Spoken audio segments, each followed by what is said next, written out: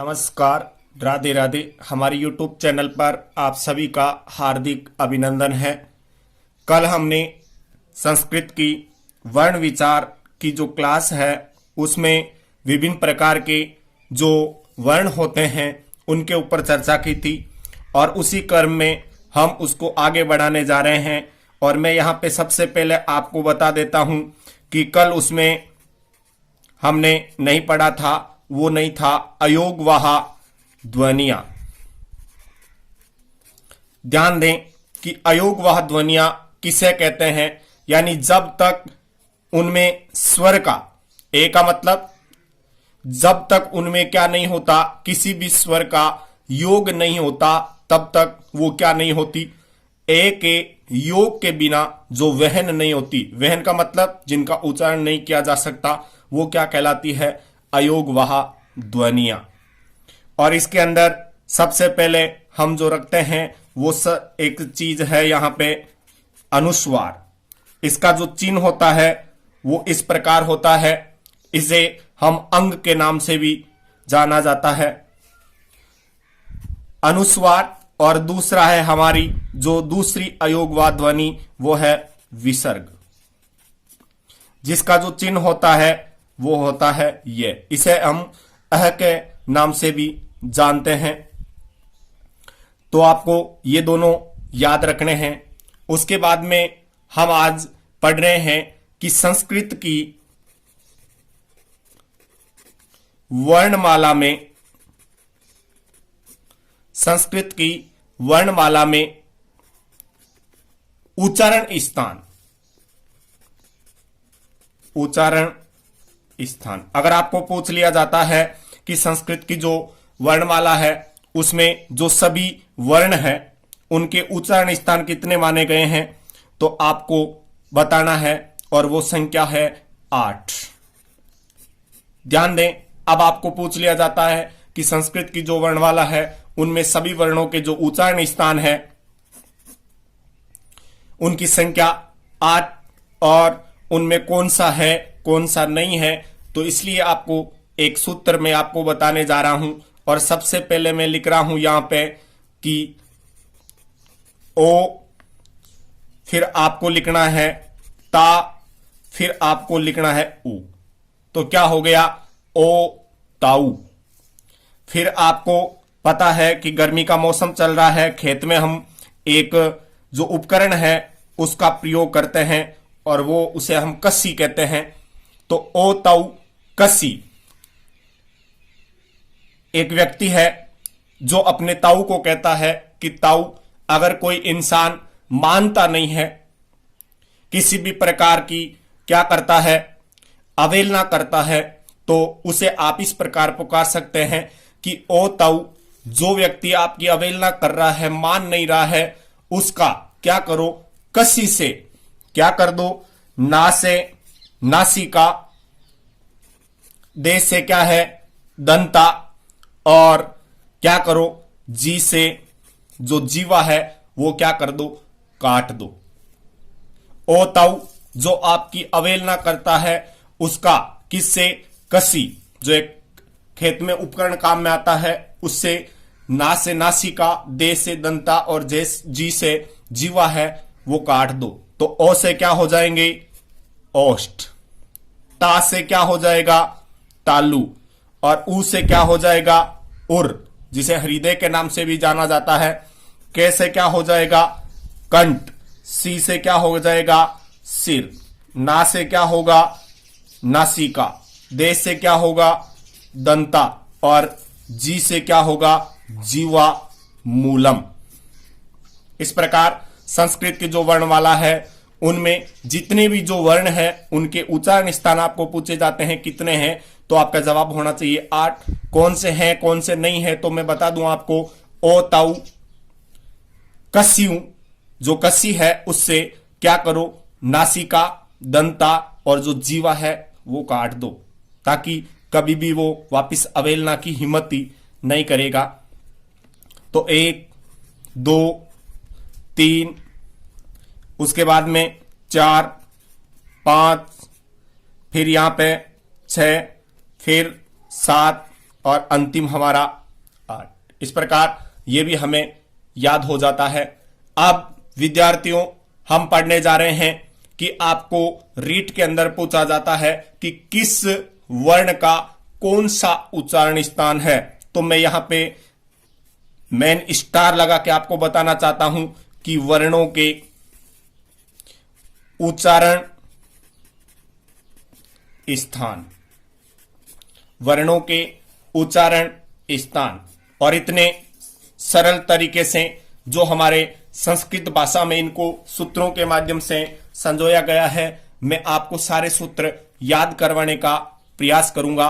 और सबसे पहला हमारा जो सूत्र है वो है कु है विसर्जनीय नाम कंठ। अकु है विसर्जनीय नाम कंठ। अब इसका विस्तार किस प्रकार के करते हैं वो मैं आपको यहां पे बताऊंगा कि सबसे पहले ए। तो आपको एक का मतलब यहां पे याद रखना है कि आ इसको कहां से बोला जाता है? कंठ से। उसके बाद में यहां पे कु दे रखा है और कु का मतलब होता है विद्यार्थियों के वर्ग। उसके बाद में आपको यहां पे दे रखा है तो आपको क्या लिख देना है जो है उसका भी उच्चारण स्थान कंठ होता है। और अगला जो है हमारा वो है विसर्ग, यानी ए आ क वर्ग क ख ग ग अंग ह और विसर्ग। आपको पता है विसर्ग को अभी मैंने बोला था, ऊपर बताया भी था कि अह। तो ह जब भी कोई बड़ा घर में होता है और वो अगर घर में प्रवेश करता है तो जो विभिन्न प्रकार की जो छोटी हमारे महिलाएं जो होती है उनको सचेत करने के लिए क्या करते हैं, इस प्रकार की ध्वनि करते हैं। तो वो ध्वनि कहां से उच्चारित होती है? कंठ से होती है। तो इसलिए यहां पर इनका जो उच्चारण स्थान, अब प्रश्न पूछ लिया जाता है कि खे का उच्चारण स्थान है, तो आपको ये केवल सूत्र याद करना है, अकुह विसर्जनीय नाम कंठ है, यानी ए आ के वर्ग है और विसर्ग का जो उच्चारण स्थान है वो क्या हो जाएगा? कंठ। यानी ये सूत्र इधर आपको याद करने की जरूरत नहीं पड़ेगी, ये सूत्र सारा सब कुछ बताता है। 2 नंबर पे हम चलते हैं और लिख देते हैं इचु यसा नाम तालु। इचु यसा नाम तालु। तो यहां पे ध्यान दें, ई का मतलब आपको याद रखना है ई और ई। यहां चू का मतलब है चे वर्ग। ध्यान दें, किसी भी वर्ग का जो वर्ण है उसके नीचे ऊ की मात्रा है तो इसका मतलब वो पूरा का पूरा वर्ग, और वर्ग का मतलब होता है समूह, और समूह का मतलब है क ख ग ग और अंग च छ ज ज और ये पांचों के पांचों वो क्या कहलाते हैं? वर्ग कहलाते हैं। उसके बाद में क्या है? ये। तो आपको यहां पे क्या लिख देना है? ये। और उसके बाद में क्या है? स। तो इनका जो उच्चारण स्थान है वो क्या होता है? तालु। उसके बाद में यहां पे बात आती है नंबर 3, और वो है ऋतु रसाणाम मूर्धा। ऋतु रसाणाम मूर्धा। तो इसके अंदर आपको क्या करना है? हिंदी में केवल री होता है तो उसका उच्चारण स्थान कहां से? मूर्धा। अब कोई के जहन में प्रश्न उठता है कि सर कंठ का तो हमें पता रहता है कहां पे है, ये तालु कहां होता है? तो विद्यार्थियों ध्यान दें, कंठ से ऊपर जिसे हम क्या कहते हैं? तालवा के नाम से जाना जाता है, तो उसे किस नाम से यहां पे संस्कृत में क्या है? वो तालव्य या तालु। मूर्धा की बात आती है तो जो मूर्धा है उससे ऊपर का जो पार्ट है जहां पर जीवा है, आप टक ठ ड ड ड न अगर बोलोगे तो क्या होगा? वहां पर जहां पे जीवा टच हो रही है वो आपका क्या है? मूर्धा है। तो री और री, यहां पे ध्यान दें, ये मात्रा री की होती है और आप 2 लगा देते हैं तो वो क्या हो जाता है? री हो जाता है। उसके बाद में टू मैंने आपको बता दिया है, यानी ऊ की मात्रा लगते ही वो पांचों। उसके बाद में देखो ये के बाद में क्या होता है रे, और से के बाद में क्या होता है से। इस प्रकार भी आप इसको आसानी हो जाती है, नहीं तो क्योंकि ध्वनि में फर्क आपको कम महसूस होता है, तो इसलिए यह है इचू यस्सा नाम, यह है ऋतु रसाणाम। उसके बाद में आता है नंबर 4 और वो है ऋतु लसानाम। ऋतु लसानाम दंता, यानी लृ का, उसके बाद में तू का मतलब क्या हुआ ते वर्ग का, और उसके बाद में क्या है ये र ल स और स, इनका है कहां पे चला गया यहां पे, विषय कहां पे यहां पे। उसके बाद में अगला हमारा है और वो है विद्यार्थियों उपु पदमानिया नाम। मानिया नाम दंता के बारे में आपको बताने की जरूरत नहीं पड़ेगी। जो दांत है वो हमारे उच्चारण स्थान है, क्योंकि यहां पे जब त का उच्चारण स्थान करते हैं, लृ का करते हैं, तो जीवा आकर के कहां टकराती है, दांतों पे टकराती है। तो हमारा जो उच्चारण स्थान है इन वर्णों का, यानी लृ का, तय वर्ग का, ल का और स का उच्चारण स्थान है, वो क्या माना गया है दंता। और ये क्या है ओष्ठ। ओष्ठ जो शुद्ध शब्द है वो इस प्रकार लिखा जाता है, इसलिए आप ध्यान दें। तो हमारे यहां पे हो जाएगा उ, और उ का जो उच्चारण स्थान है वो क्या होता है ओष्ठ। और आपको पता है कि इनका जब उच्चारण करते हैं तो उ।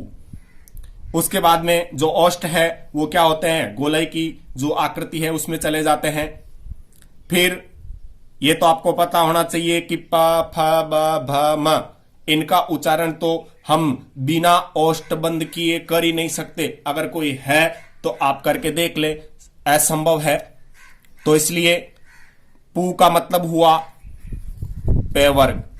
अब बात आती है कि यहां पे ऊ का हो गया, यहां पू का हो गया पे वर्ग, लेकिन ये आगे क्या चीज है, तो यह है विसर्ग से पहले की एक क्रिया जिसे नुक्ता के नाम से जाना जाता है। यानी ये स्थिति विदेशी जो वर्ण है ये किस में आते हैं, उप पदमानिया नाम के नाम से जाने जाते हैं। तो उपदमानीय का मतलब होता है प और फे से जो पहले, जिसे हल्के से जोर लगा करके बोला जाता है, तो ये क्या है प और फ, विदेशी है। उसके बाद में हमारे 6 नंबर पर जो हम लेते हैं वो है ए देतौ, और 7 नंबर पे हम लेंगे ओ दोतौ। मैं दोनों को यहां पे एक साथ बताऊंगा, इसलिए ध्यान दें कि इन दोनों का जब हमें उच्चारण स्थान पता करना है तो ध्यान कर लेना कि ये भी सबसे पहले कंठ से बोले जाते हैं, ये भी किससे बोले जाते हैं कंठ से, लेकिन इनका उच्चारण स्थान 2 है। तो सबसे पहले हमने कंठ तो यहां पे लिख ही दिया है। अब क्या करना है, मैंने बताया था ये क्या है, दोनों ही गुण स्वर है। जो ए है वो किससे मिलकर के बना, ए और ई से। तो ई का जो उच्चारण स्थान है वो क्या है तालु, तो आपको इसके साथ में लगा देना है तालु, यानी कंठ और तालु इनका उच्चारण स्थान है। और ओ है वो किससे मिलकर के बनता है ए, तो देख लो ए, दोनों में पहले ए आ रहा है तो कंठ हो गया, यहां ई आया तो तालु हो गया, और ऊ अब आपको आराम से यहां पे खोजने में आसानी होगी, यानी ऊ कहां पर है, और जहां पे ऊ है उसका आपको आगे लिख देना है, यानी यहां पे आपको जो लिखना है वो लिखना है ओष्ठ। और यहां पे आप संधि करते हैं तो ये ध्यान दें कि यहां पे जो वृद्धि संधि है वो नहीं होती है, तो यहां पे क्या शब्द हो जाएगा कंठौष्ठ। अब आपको यहां पे ध्यान रखना है विद्यार्थियों, जैसा कि हम आगे चलेंगे इसी क्रम में, यहां मैं बता दूं कि कई विद्यार्थी भूलवश क्या कर देते हैं, दो मात्रा लगा देते हैं। जैसा कि अभी मैंने बताया कि यहाँ पे वृद्धि संधि नहीं है, यहाँ पे जो मात्रा लगेगी वो कौन सी लगेगी, एक मात्रा ही लगेगी। इसलिए आप भूलवश अगर दो मात्रा लगा देते हैं तो आपका गलत है। मैं जब संधि पढ़ूंगा उस समय आपके वहां पे मैं ये डाउट क्लियर कर दूंगा। अब ध्यान दें, आगे हम जब चलते हैं, यहां पे मैंने लिख दिया ए और यहां पे मैं लिख दिया आई, यहां पे मैं लिखने जा रहा हूं ओ और यहां पे मैंने लिख दिया औ। इस प्रकार हम लेते हैं हमारा अगला, और वो है 8 नंबर। विद्यार्थियों, 8 नंबर पर जो हम लेने जा रहे हैं वो ले लेते हैं वकारस्य। वकारस्य, और वकारस्य का मतलब है वकार, और वकार का मतलब क्या हुआ, व। वकार का मतलब क्या है, व। और व का जो उच्चारण स्थान है, आप व का बोलने का प्रयास करें। व का जब उच्चारण करोगे तो क्या होगा, दांत, यानी वो की वही चीज है, यहां पे भी वृद्धि संधि नहीं होती है, और ये शब्द जो लिखा जाएगा ऐसा लिखा जाएगा, दंतोष्ट है। यानी वे का जो उच्चारण स्थान है, व का उच्चारण स्थान करोगे तो क्या होगा, दांत और जो औष्ठ है वो मिलकर के इसका उच्चारण करेंगे। फिर हमारा 9 नंबर पर जो है वो हम लेंगे यम अंग गणनम। यम गणनम जो है उसका जो उच्चारण स्थान होगा वो हो जाएगा मित्रों नासिका। यानी इनका जो उच्चारण स्थान है वो क्या होता है, नासिका। ये नाक से बोले जाते हैं। यानी हम सही लिखेंगे तो अंग, फिर लिखूंगा मैं ये, फिर लिखूंगा मैं हण, फिर लिखूंगा न, और फिर लिखूंगा मैं म। यानी प्रत्येक वर्ग के 500। यहां पे मैं आपके डाउट एक क्लियर कर देता हूं कि यहां पे प्रत्येक जितने भी है वो देखो जो उच्चारण स्थान है ये, यानी के वर्ग का 5वां। यानी अगर आपको पूछ लिया जाता है एग्जाम के अंदर कि जो अंग है उसका उच्चारण स्थान है, और ऑप्शन में आपके अगर कंठ दिया हुआ है, आपके तालु दिया हुआ है, आपके मूर्धा दिया हुआ है, और आपके दंता दिया हुआ है, तो आपका जवाब क्या होगा, कंठ। और यही चीज आपके ऑप्शन में अगर कंठ नहीं मिले और इसकी जगह क्या मिले, नासिका मिले, तो फिर आप ढूंढोगे कि सर हमें मिला ही नहीं। तो ध्यान दें, क्योंकि यम गणनम नासिका, यानी इनका जो उच्चारण स्थान है वो क्या होता है, नासिका भी होता है, कंठ भी है। उसके साथ ही अगला हम लेते हैं ये, तो ये का क्या है, तालु, तालव्य भी है और क्या है, नासिका भी है। हणे को लेते हैं तो मूर्धा भी है और नासिका भी है। इसी प्रकार ने को लेते हैं तो इसका उच्चारण स्थान दंता भी, दांत भी है और नासिका भी है, और मे का औष्ठ भी है और नासिका भी है। तो ये प्रश्न भी आपके यहां पे क्लियर हो जाना चाहिए। अगला है हमारा 10 नंबर पर, और 10 नंबर पर हम लेने जा रहे हैं नासिका अनुस्वारस्य। नासिका अनुस्वारस्य, ये अवग्रह का चिन्ह होता है, मैं आगे चर्चा करूंगा इसके ऊपर। नासिका अनुस्वारस्य, यहां पे मैं नासिका, यानी जो अनुस्वार मैंने आपको बताया था जिसका यह चिन्ह होता है, इसका उच्चारण स्थान भी क्या माना गया है, नासिका मानी गई है।